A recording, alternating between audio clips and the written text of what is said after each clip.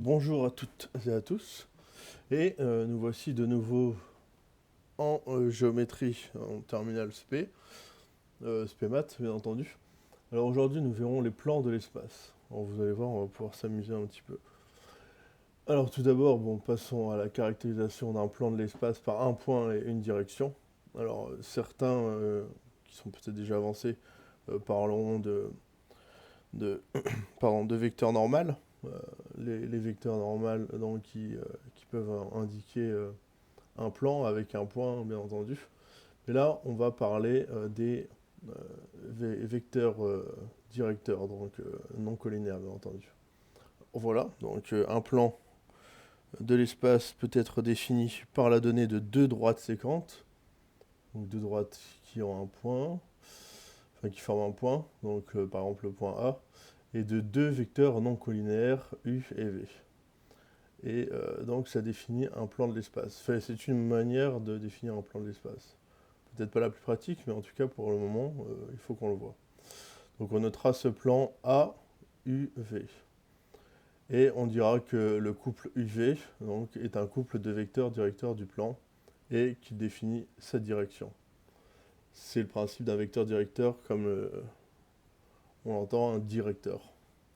Alors une propriété admise, c'est que P est le plan AUV et que un point M va appartenir à ce plan P si et seulement si il existe des réels x et y tels que le vecteur AM est égal à la somme donc de xu, x vecteur u plus y vecteur v. Voilà pour cette première caractérisation d'un plan de l'espace par un point et une direction. Maintenant, voyons les vecteurs coplanaires.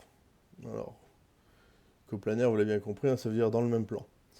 Alors par exemple, dire que les vecteurs u, v et w sont coplanaires signifie que, par exemple, on va passer à des points pour être plus, pour que ce soit plus parlant.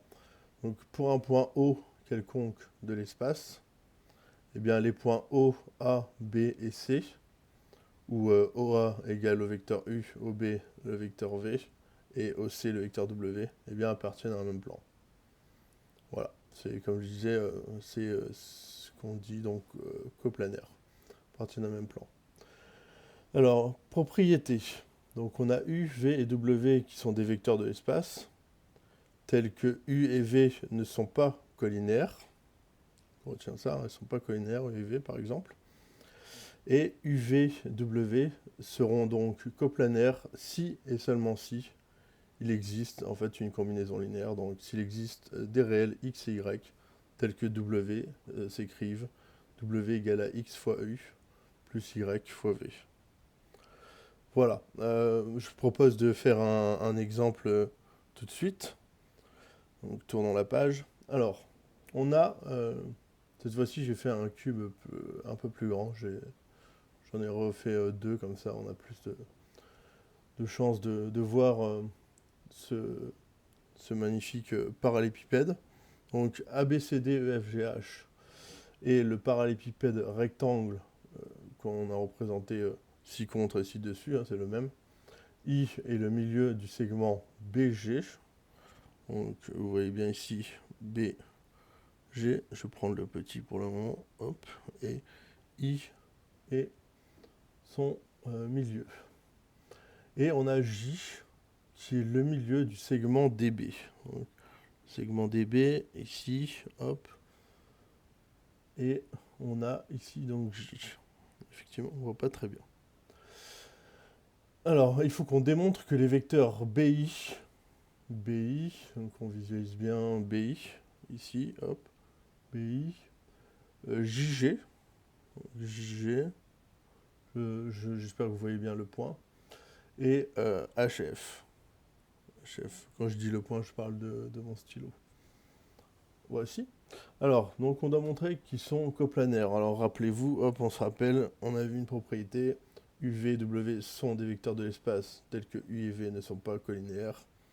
Alors UV et W seront coplanaires si et seulement si il existe donc une combinaison linéaire W égale XU plus YV. Alors, eh bien, allons-y. Tout d'abord, on a JG et HF qui ne sont pas collinaires, pardon, pas collinaires. Donc là, on va pas rédiger, encore une fois, on va pas rédiger, le but c'est que vous compreniez. Donc on va dire on va voir. Ce qu'il faut absolument pas dire, bien entendu, à un professeur de mathématiques lors d'une colle. Colle, c'est vrai que pour les termes, peut-être ils savent pas, c'est un oral en fait, ou sur une copie, hein, bien entendu. Donc JG et HF ne sont pas collinaires. Et maintenant, on va essayer donc d'écrire le vecteur BI comme une combinaison linéaire de JG et de HF. Et comme ça, on aura démontré que eh bien, les vecteurs BI, JG et HF sont coplanaires. Alors BI. BI, donc, on va utiliser la relation de Chasles, de ce bon vieux Chasles. En plus, il est français et on est un petit peu chauvin. Michel Chasles, hein, je crois, si je me trompe pas, ça doit être ça. BJ plus, donc on va faire apparaître JG, plus JG, hop, ça y est, on l'a fait apparaître, et donc, forcément, plus GI. Voilà, bon, on a fait apparaître notre JG. Alors, ceci, à quoi c'est égal? Donc, BJ, on regarde notre joli schéma, enfin dessin. Donc, BJ, hop, il est ici. Donc, il va de B vers J. Et une parallèle, pour avoir la même direction, ce serait, eh bien, HF. Si on prenait HF, la moitié de HF, et qu'on mettait un moins, donc moins HF, donc moins 1 demi de HF. Donc, alors, je l'écris, ça fait moins 1 demi de HF, vecteur HF, donc plus JG.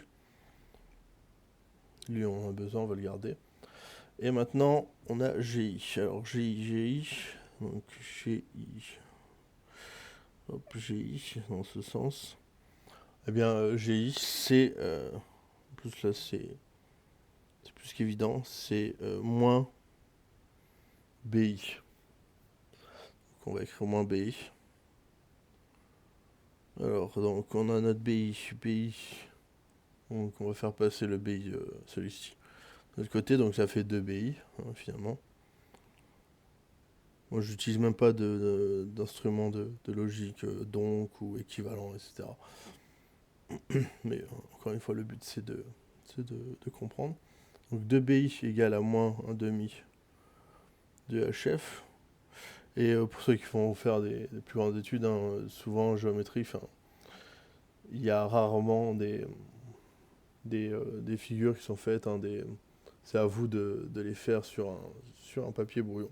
Le travail au papier brouillon est très très important avant de pouvoir ensuite passer sur la copie, de bien rédiger. Enfin, je pense que vous le savez déjà, même si effectivement la rédaction généralement des lycéens laisse encore à désirer pour la plupart, hein. Bien entendu. Je ne parle pas de vous. Alors donc, moins 1 demi de HF plus G. Donc, allez, on va mettre un petit équivalent.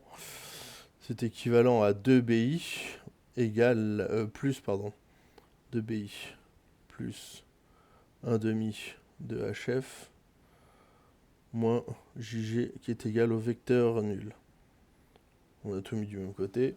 Et donc, finalement, on n'a plus qu'à... en fait, c'est un peu inutile ce que j'ai fait. De les avoir tous mis du même côté, parce qu'en fait, on va les refaire passer de côté. Pardon, excusez-moi. Donc, BI, et on va diviser par 2. Donc, ça fera moins un quart de HF, plus un demi de JG. Et là, donc, comme on a JG et HF qui ne sont pas collinaires, et le vecteur BI qui s'écrit moins un quart de HF plus un demi de JG, alors on peut en conclure grâce à la propriété précédente, que ces trois vecteurs sont coplanaires. Voilà, j'espère que ça a été clair pour vous. Donc je vous propose de passer à la suite. N'hésitez pas à mettre pause, hein, bien entendu. Alors, pour la suite... Ah, oui. Mais peut-être que... Oui, ce serait marrant de faire un petit exercice. Alors, en fait, on va considérer... alors, 4 points. Donc, non coplanaires. Non, coplanaires.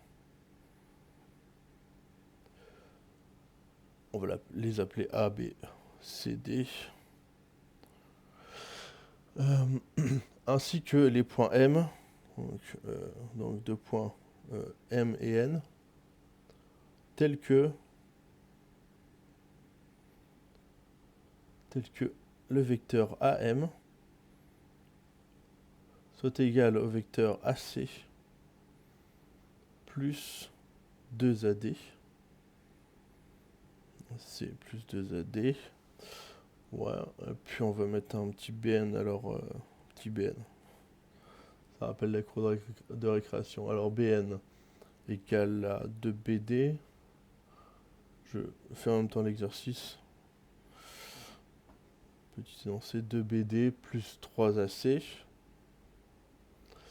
Et là, on va essayer de montrer, donc montrons que la droite MN, en fait on fait un petit bond en avant, parce qu'on n'a pas encore parlé de ça, mais ouais, j'ai envie de faire ce petit bond. Et parallèle au plan, donc au plan ABC. Donc après avoir construit une figure, on va faire une petite figure, donc non, finalement la figure ne sera pas si utile que ça, pardon.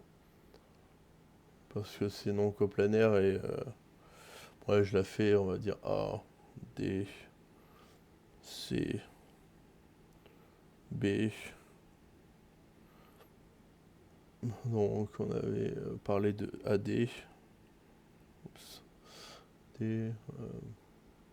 Allez, on va AB, BC, CD, AC, BD. Et puis nos deux points M et N. Donc imaginons M ici, N là.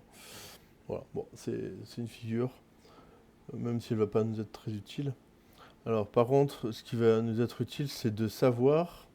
Alors pour rappel, on doit montrer que la droite MN est parallèle au plan ABC.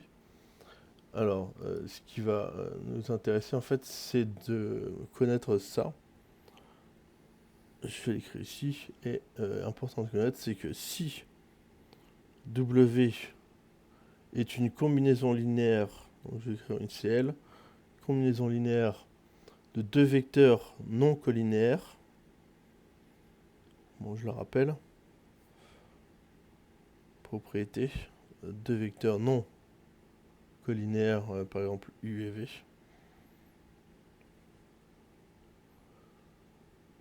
Alors donc ça veut dire W, U et V qui sont coplanaires, comme on l'a vu.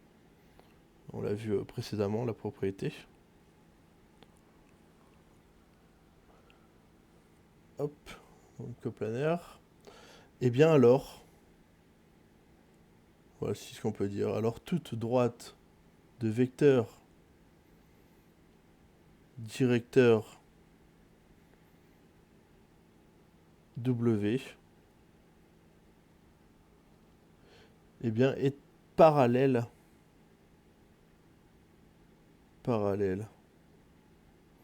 à tout à tout plan dirigé. C'est pour ça que je voulais mettre ici, parce qu'en fait on utilise les différentes choses qu'on a vues. Donc je disais, alors toute droite de vecteur directeur W est parallèle à tout plan dirigé par donc les deux autres vecteurs U et V. Par U et V. C'est assez important à retenir. Et donc ça permet de démontrer un parallélisme entre une droite et un plan. c'est pour ça que je vous en parle, parce qu'on va en avoir besoin. On va pouvoir démontrer un parallélisme entre une droite et un plan. J'espère que tout est clair. N'hésitez pas encore une fois à mettre sur pause, hein. Je sais que vous le ferez de toute manière. Vous êtes des bons élèves, et je dis élèves, mais bien entendu, il n'y a pas d'âge, hein. Puis voir des petits rappels, ça peut toujours faire du bien. Alors du coup, on revient dans notre exercice, donc on a ça qui va en fait nous aider. Donc qu'est-ce qu'on doit faire? Eh ben, on va prendre Mn et on va essayer de l'écrire comme une combinaison linéaire de AB et AC. Alors commençons avec Mn. Mn, qu'est-ce que c'est? Eh bien, toujours chal. MA plus AB plus BN. Donc c'est égal à, alors, MA, bah voilà, MA ici, on l'a ici. On a AM, pardon, donc MA, c'est tout simplement moins AM, c'est le vecteur opposé. Et donc, bien, on va écrire, au lieu d'écrire AC, on va écrire CA. Au lieu d'écrire 2AD, on va écrire 2DA. Donc ça fait CA plus 2DA. Et c'est tout pour ça. Alors ensuite plus AB, on va le garder. Plus AB. Et maintenant BN. Alors BN, voilà, il nous a été défini. Donc c'est 2BD plus 3AC. Plus 2BD plus 3AC. Désolé si mon stylo affiche mal. Donc plus 3AC. Alors voilà, donc, qui est fait. Donc on a AC, on a 3AC et CA. En fait, CA, c'est l'opposé de AC. Donc CA égale moins AC. Donc ça fait 3 moins 1. Donc 3AC moins AC. Donc ça fait 2 AC. Voilà qui est fait. Ensuite, alors on a un 2DA plus 2BD. Là, on va factoriser par 2. On va les mettre entre parenthèses tous les deux. 2BD plus DA. Là, vous voyez, on tombe dans le calcul, hein. C'est même plus observer, essayer de comprendre tout ça. Là, on est vraiment... On essaye de simplifier les calculs et de faire apparaître, donc, eh bien, la combinaison linéaire, donc Mn de AB et AC. Alors 2VD plus DA, et donc notre AB qu'on a conservé. Et maintenant, donc on va finir ça, 2AC plus, eh bien, BD plus DA, c'est BA, relation de Chal, donc plus 2 BA plus AB. Et donc, on va mettre BA, c'est égal à moins AB. Donc ça fait moins 2 AB plus AB, donc ça fait moins AB. Et donc finalement, hop, je vais l'écrire donc Mn égale à moins AB plus 2AC. Voilà. Maintenant, il faut faire une phrase de conclusion, hein, bien entendu. Mn est une, j'écris une CL, hein, une combinaison linéaire de AB et AC. Donc, la droite Mn est bien parallèle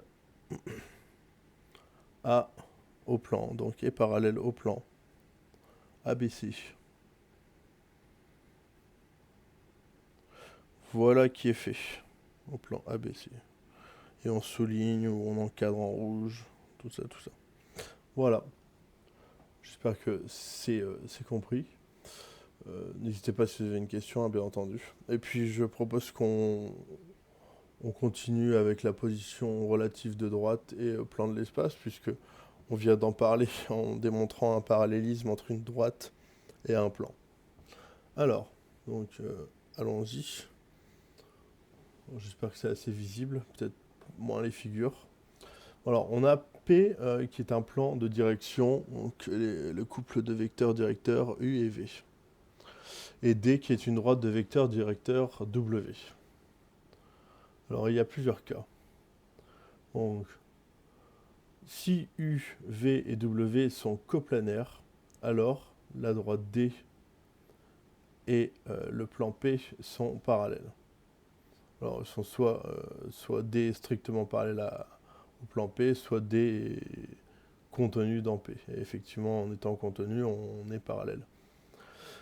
Voilà. Et ensuite, l'autre cas, eh bien, si U, V et W ne sont pas coplanaires, eh bien, c'est-à-dire que c'est logique. Si on y réfléchit un petit peu, à un moment donné, elles vont se croiser. Donc, la droite D et le plan P sont séquents en un point, par exemple, qu'on peut appeler M. Ensuite, alors, on a P et P' sont deux plans. Imaginons P est dirigé par le couple de vecteurs directeurs UV et P' c'est U'V'. Alors, soit on a P et P' qui ont même direction. Donc en fait, ça veut dire que U et U' sont collinaires, V et V' sont collinaires. Donc je parle des vecteurs directeurs. Et donc, P et P' sont strictement parallèles, ou, encore ce cas à ne jamais oublier, P et P' sont confondus.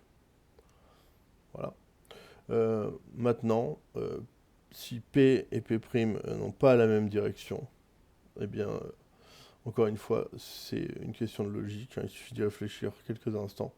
Eh bien, évidemment, P et P' se croiseront et ils seront séquents, donc suivant une droite D. On verra dans d'autres vidéos. On s'intéressera aux intersections. Aux intersections, on verra les plans-plans, les plans sphères, les droites plans, et ainsi de suite. C'est très intéressant. Et pour finir, donc, eh bien, des propriétés. Alors, lorsque deux plans sont parallèles, tout plan coupant l'un coupe l'autre, et les droites d'intersection sont parallèles. Je fais une figure, par exemple, un plan comme ceci, un plan comme ceci, donc les deux sont parallèles. Eh bien, un plan qui viendrait couper ce plan-ci couperait évidemment celui-ci aussi. C'est très mal dessiné. Et bien entendu, les droites d'intersection seront parallèles. C'était un petit dessin un peu raté, mais voilà. C'est plus facile de le faire avec un logiciel. Alors, pour finir, le théorème du toit, et d'ailleurs, on aura l'occasion dans d'autres vidéos de faire quelques exercices sur le théorème du toit. Eh bien, on prend deux plans P et P', D, une droite qui serait inclue dans le plan P par exemple, et D', une droite qui serait elle incluse dans le plan P', telle que la droite D, donc celle incluse dans P, soit parallèle à celle à la droite qui est incluse dans P'. Donc D parallèle à D'. Eh bien, si P et P' sont des plans séquents en une droite, appelons-la delta, hop, eh bien alors delta sera parallèle à D et parallèle à D'. Voilà, c'est un théorème assez intéressant qui est pas mal utilisé dans les exercices de terminale SPEMAT. Après, ça dépendra ce que vous sélectionnerez comme module en mathématiques, enfin, ou si vous continuez les mathématiques, bien entendu. Mais je dois avouer que j'ai pas eu l'occasion de le réutiliser après ma terminale SPEMAT. Enfin voilà, donc c'est tout pour cette vidéo sur les plans de l'espace. Et la prochaine fois, donc, nous verrons sans doute des exercices faisant intervenir le théorème du toit, où nous continuerons avec les bases et repères de l'espace. Voilà. Je vous souhaite une bonne journée et à bientôt.